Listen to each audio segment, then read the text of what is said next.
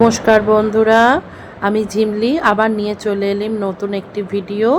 আর এই ভিডিওটা হলো আমাদের কুমিরমোড়ায় বাসন্তী পুজোর কাটামো পুজোর দিনের।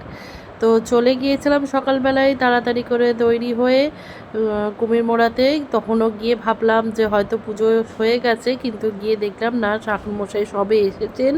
তিনি বসে পুজোর জোগাড় শুরু করেছে আর কি।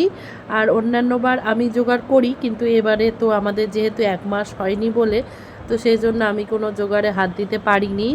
এই জন্য পাড়ার একটি দিদি আর ঠাকুরমশাই আর আমাদের আর কিছু কাজের দাদারা আছেন, তারা মিলেই এই জোগাড় করেছে। এই যে দেখতেই পাচ্ছেন। হ্যাঁ, তো আমরা সাইডেই ছিলাম। আর পুষ্পাঞ্জলি সেই জন্যই আর এবছর দিইনি। কথা বলতে বলতে ঠাকুরমশাইয়েরও এদিকে সব জোগাড় তৈরি হয়ে গেছে।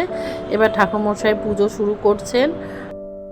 আমাদের এই কাঠামো পুজোটা 1 সপ্তাহ আগেই হওয়ার কথা ছিল, যেহেতু তো আমাদের কাকা শ্বশুর মারা গিয়েছিলেন, তো সেই জন্য হয়নি। তো অসৌচ মিটে যাওয়ার পর এই পুজো হলো।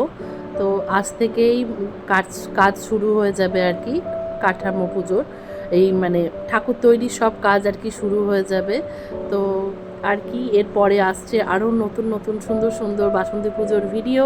সবাই সঙ্গে থাকুন, দেখতে থাকুন। আর অবশ্যই এটাই বলবেন যে ভিডিওটা কেমন লাগলো, সেটা একটা কমেন্ট করে জানাবেন।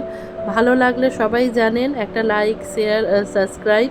আর এর আগেও আমি অনেকবার বাসন্তী পুজো নিয়ে অনেক গল্প বলেছি, অনেক ভিডিও দিয়েছি। যদি কিছু জানার থাকে, দেখার থাকে, তো আমার আগের ভিডিওগুলো একটু দেখে নিতে পারেন। আশা করি আপনাদের খুব ভালো লাগবে।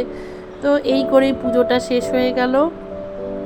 এবার আমরা একটু প্রসাদ খেলাম, তারপরেই বাড়ির পথে রওনা। তো ভিডিওটা কেমন লাগলো অবশ্যই কমেন্ট করে জানাবেন। ভালো লাগলে একটা লাইক, শেয়ার আর অবশ্যই সাবস্ক্রাইব করে দেবেন।